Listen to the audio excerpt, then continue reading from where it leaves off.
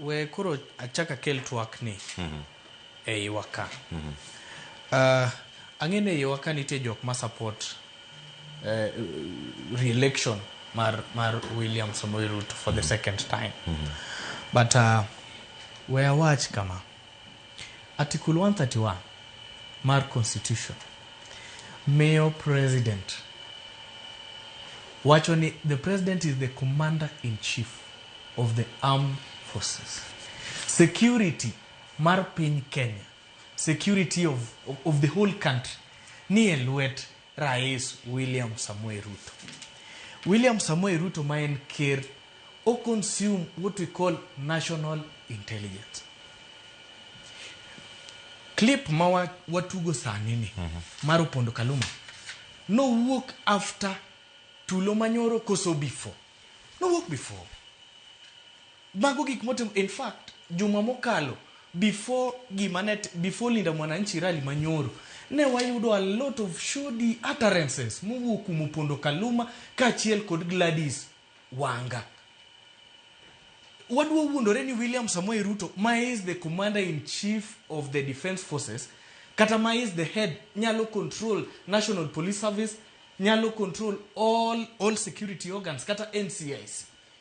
William Ruto ne onge gi intelligence ni Gladys Wanga kaachiel kod Opondo Kaluma misbehave Homa Bay. We have to stop the pretense. Kawadwa ni mondo watiek tulo mar Kenya, to we have to face the bull by its horns. Wawe uru riambo. Wawe wuondo joluowa. Jogi ketho nying luowa for their own political gains. What is it showing to the country? If we cannot face the president just because it is in Homa Bay County, ma we are having the PS of internal security hama na Homa Bay ka.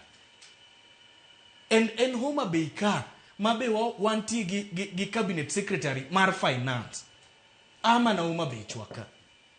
To wadwa mondo mi wa pretend wa wuondo joluowa ni problem mano timore Homa Bay. It is a personal and personal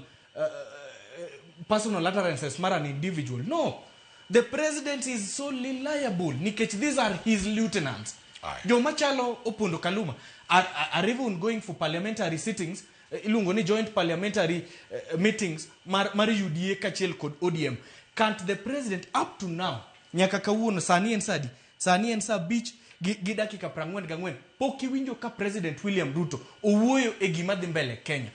Nti gigi notimore Nakuru, gigi notimore Bomet seche mane Fred Matiang'i odhi Bomet, gigi ochako timore kata Thika Nyoro, otimore Homa Bay. What are we having? Are we having nikech we have not suspended the constitution, Cleophas.